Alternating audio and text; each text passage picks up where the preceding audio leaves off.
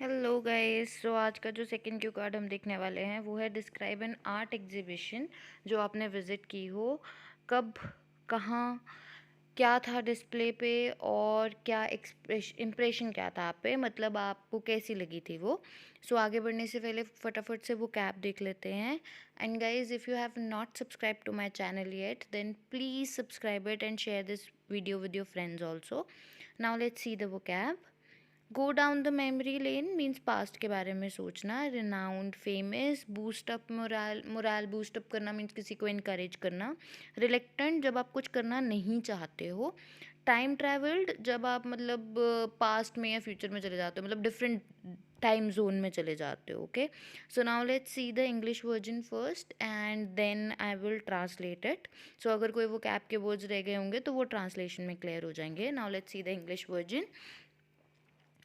It's time to go down the memory lane and looked up at one instance when I went to see a painting exhibition with my parents.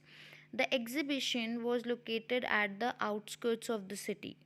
And the reason this exhibition was special was that the painting of Rabindranath Tagore, M.F. Hussain, and many more renowned artists were going to be displayed, which depicted the struggles faced by our freedom fighters during the fight for freedom. And also, it accommodated some work from local artists as well, which will not only boost up their morale but also give them enough exposure.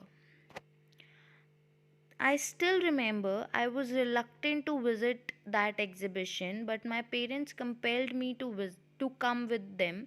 As soon as I stepped into the building, I felt like I was time traveled to pre-independence era. And also, I have read so much about the freedom struggle in my class, which made me believe that the exhibition was going to be boring.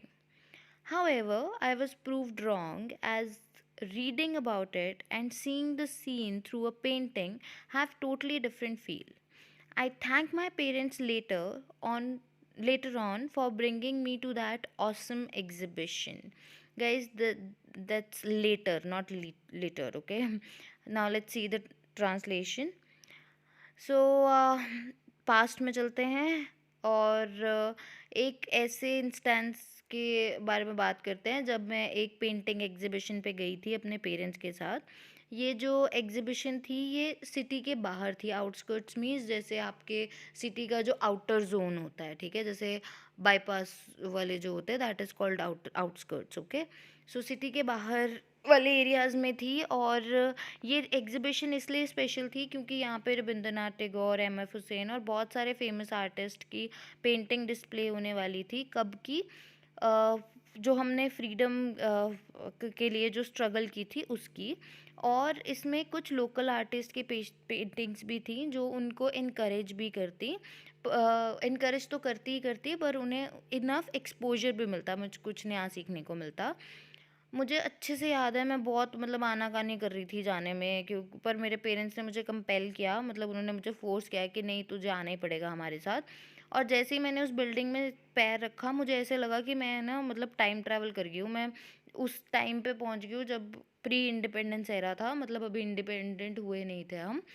और मतलब मैंने पढ़ा था freedom struggle के बारे में अपनी class में, पर इसे पढ़ना और सॉरी, तो मुझे लगा था कि बड़ा बोरिंग होगा ये। पर इसे पढ़ना और देखना बहुत अलग अलग चीज़ें थी, और मैंने बाद में अपने पेरेंट्स को थैंक यू भी बोला इस ऑसम एग्जीबिशन पे मुझे लाने के लिए। So I hope you like it. If do please subscribe.